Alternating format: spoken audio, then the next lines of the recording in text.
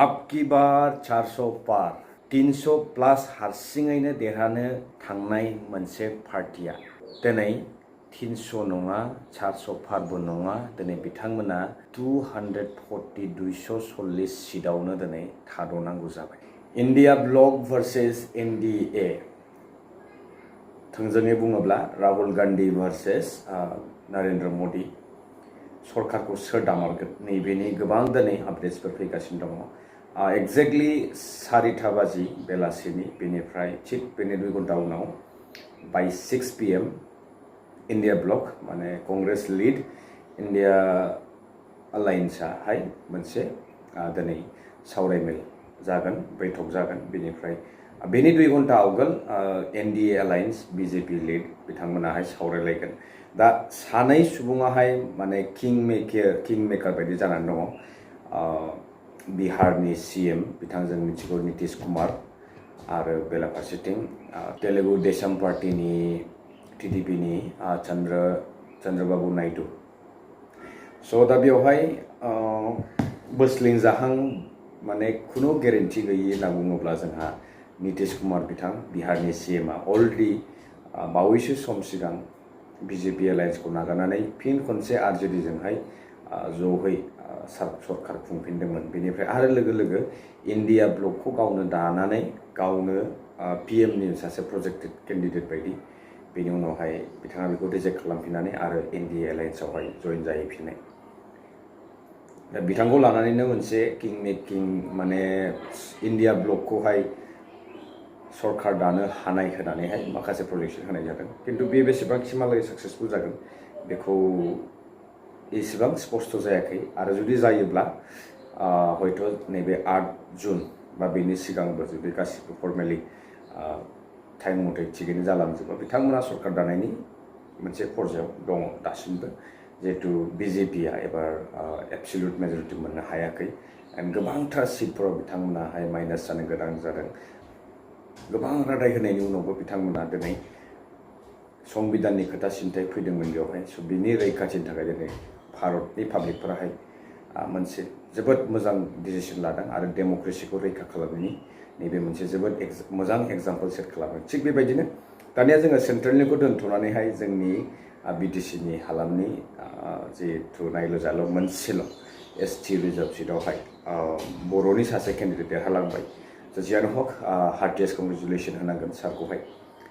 दा खोथाया बेसो BPF दोलोनिफ्राय सापर्टार्सफोराहाय नार्भास दाजा जोङो जुदि भट पार्सेन्टेजखौ नायोबा अभारअल बे जोबोद मोजां भट पार्सेन्टेज बेलाफारसेथिं जुदि विनिं साइडनिखौ जोङो बुङोब्ला जोबोद कन्फिडेन्सआव लानो हानाय बेबायदि भट मार्जिन मोनाखै बिथांमोनाबो मानो होनना बुङोब्ला centre state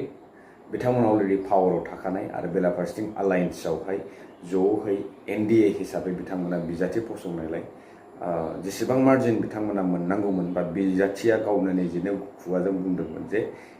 at least 2 lakh भटनि मार्जिनावहाय victory जागोन होननानै नाथाय बेबायदि जानायखौ जों नुवासै सामहाव माने 50,000खौहाय एसे क्रस खालामनो हादों स' ओभारअल नायोबा BPFआ विथ सिंगल पार्टि 4 लाखखौ क्रस खालामनानैहाय मोनसे कन्टेस्ट होनो हादों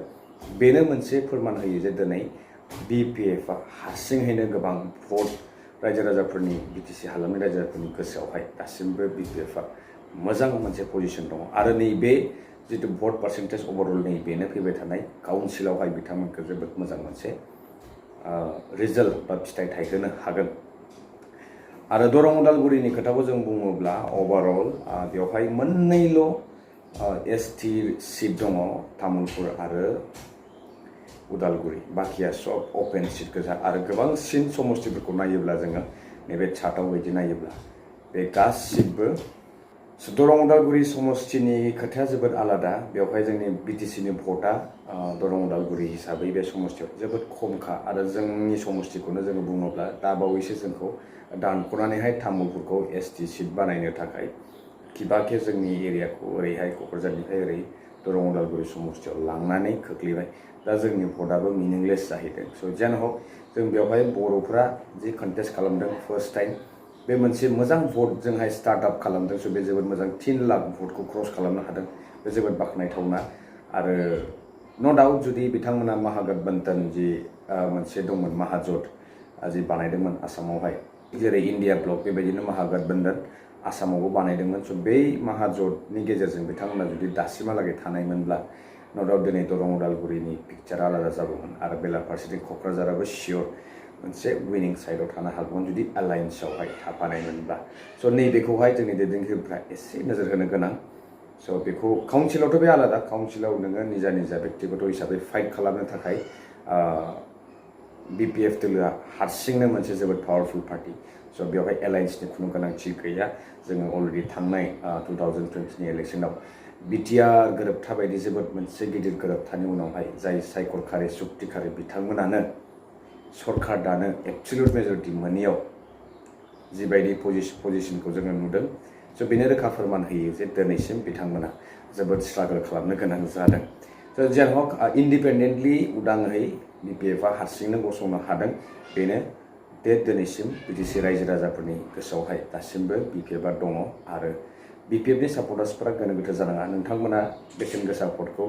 जोबोद मोजाङै थिग जायगायाव होदों बेबायदिनो बाहाल लाखिबाय थायोबा न' डाउट 2025नि काउन्सिला इजिलि ओरैनो BPFआ दिहुनलांनो हागोन स' बेवहाय जोङो दरं उदालगुरिनि खोथाखौ बुङोबा दरं उदालगुरियावहाय रङिया कमलपुर गरेस्वर रङिया कमलपुर ओरैहाय मंगलदै दलगाव सिपाझार नैबेफोरो गासिबो आउटसाइड अफ दि BTC आरो बेवहाय जोङो खुनु पर्याय माने ST सिटआनो अनलि मोननैल' समस्ति ST स' बेनो फोरमान होयो जे बेवहाय जोंनि भटार्सफोरा गोबां खम आरो बेनि थाखायनो गुबुननि आथिं हमनो गोनां जायो आरो बे बेलायावहाय दुर्गा दास बर' बिथाङा 3,10,574 भट मोननो हादों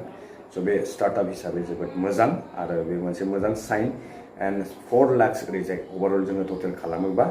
काउन्सिल इलेक्सनखौहाय देरहानो हानाय केपासिटिया अलरेडि BPFनावहाय फैखाबाय दरं उदालगुरि हिसाबैहाय नैबे ट्रायल जाबाय जे बेसेबां भट मोननो हाथावना बा बेनि उनावहाय काउन्सिलाव एसे आलादा जाहैगोन जेन हक स' एटलिस्ट ट्राइथ' होदों ट्रायल खालामदों एन्ड क'क्राझार दा जोबोद मोनसे कन्टेस्टआव थांबाय आरो इनकामबेन्सि जों बुंनो हायो स्टेट सेन्टार गासिबो बिथांमोननि आखायाव जोब आरो एथ'ग्राब पावारफुल सरकार थानायाव बेबायदि फाइट होनाया बे निश्चय मानगोनां प्रमद बर' बिथाङा बेखौ सिरियासलि लादों आरो बिथाङा बुजिदों जे जि फाइटआ MPआव जादों बे फाइटआ काउन्सिलावहाय बेबायदि सेम स्ट्रेटेजिजों बिथांमोना आवगायलांबाय थानो हानाय नङा होननानै जिहेतु BJP बा कंग्रेस आरो फारसेथिं BPF बयबो आलदा आलदायै आरो थाबावगोन बेवहाय फारसेथिं इन्डिपेन्डेन्ट माखासे बिजाथिफोर बिथांमोनाबो कन्टेस्ट खालामगोन स' बेवहाय मोनसे डिसाइडिं फेक्टर जादोंमोन क'क्राझारावहाय गर्जन मुसाहारि सारा जुदि ज'है BPFजों थाफानायमोनब्ला बा बिथांखौ लाफानायमोनब्ला गोबां मार्जिनजोंहाय बा एलायन्सनि खोथाखौनो आं बुंदों एलायन्सआव थानायमोनब्ला क'क्राझारखौहाय ओरै एलायन्स हिसाबै BPFनो हगारनानै दरं उदालगुरियावहाय कंग्रेस सेम स्ट्रेटेजि जेरैहाय BJP UPPL AGP एलायन्स बिथांमोना जे खालामनानै बे मोनसे सिटखौ हल्ड खालामनो हादों बा मोननैखौबो हादों थिग एखे पर्यायावनो जुदि एलायन्सआव थानायमोनब्ला दिनै बिथांमोननि N.D.I साबसिन रिजाल्ट मोननो हागौ स' जेन हक जि जालांबाय बेखौ जोङो रायखांफिननानै लाब गैया खिन्थु अभारअल BPFनि जि पारफरमेन्स नैबे क'क्राझार लकसभा बियाबाव जोबोद मोजां जोबोद बाख्नायथावना आरो गोबां बर' रायजो राजाफ्रानो बेवहाय भट होदों जिहेतु सरकार गैयि जेननाय काउन्सिलावबो जेनदों आरो बेलाफारसेथिं स्टेटआवबो गैयि सापर्ट गैया सेन्ट्रेलावबो सापर्ट गैया